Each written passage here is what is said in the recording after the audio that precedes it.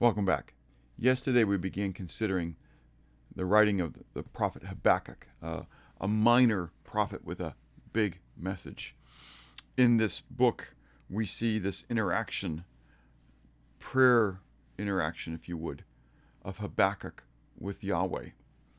A conversation where Habakkuk is trying to understand the ways and will of Yahweh.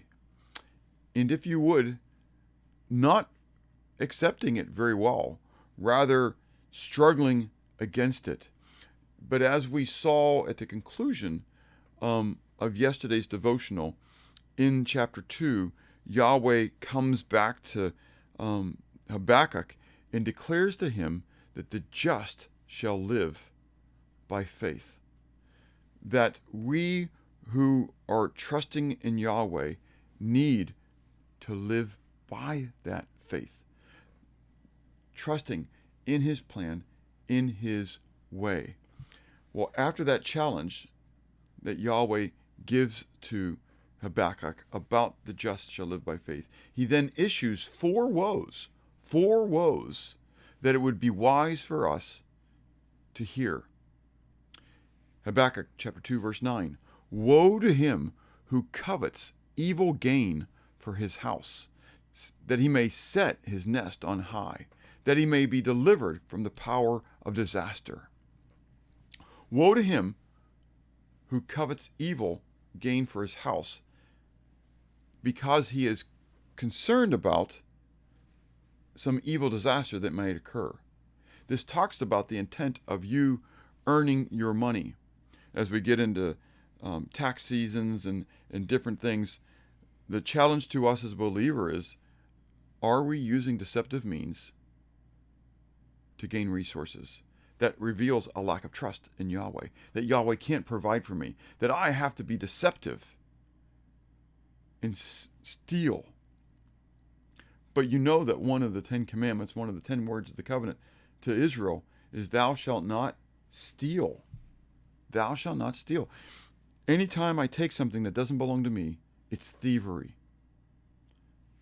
Secondly, verse 12, woe to him who builds a town with bloodshed, who establishes a city by iniquity. Though I may not be establishing a city or building a town, the reality is, am I seeking to extend, if you would, my influence through putting down somebody else? Am I seeking to extend, if you would, my kingdom at the expense of another individual? God will raise up whom he chooses to raise up. He will honor whom he chooses to honor.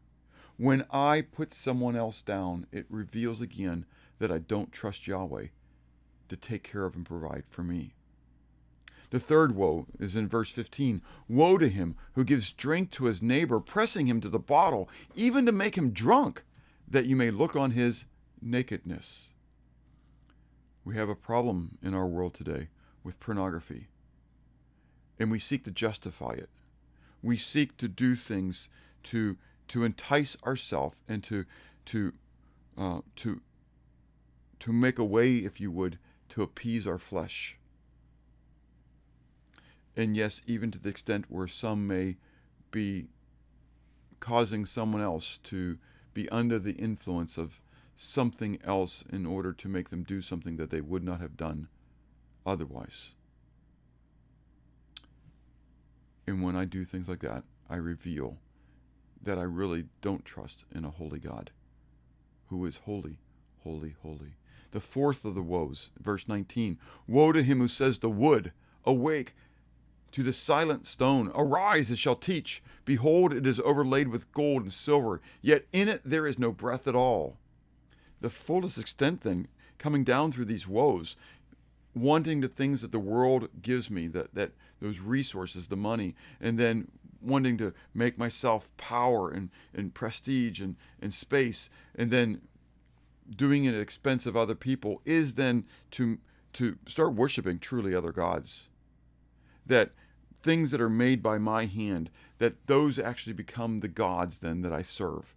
That I serve the things that I have made. I serve the things that I have done.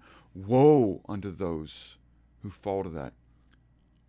How great the woe to those who know him, but act like they don't.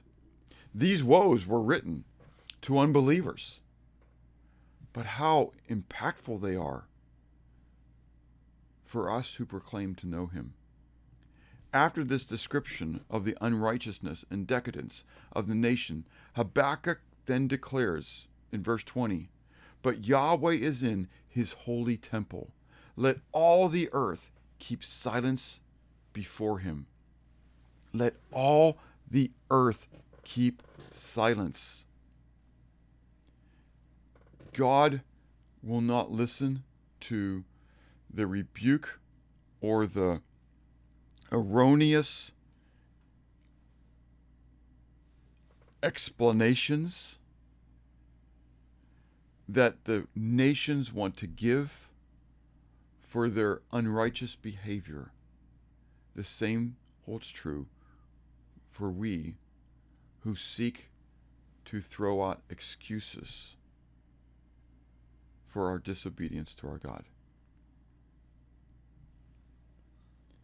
In the Psalms, we saw that the nations were called upon to praise him, that the saints were called upon to praise him.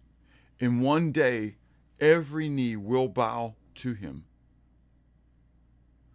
How much more so for we who believe in him, that we should praise him even today with all that we are.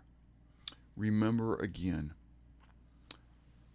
the verse that we shared way back in the beginning in the introduction and a couple times coming through these devotionals about God's desire for those who are called by his name. 2 Chronicles chapter 7 verse 14. If my people who are called by my name will humble themselves and pray and seek my face and turn from their wicked ways, then I will hear from heaven and will forgive their sin and will heal their land.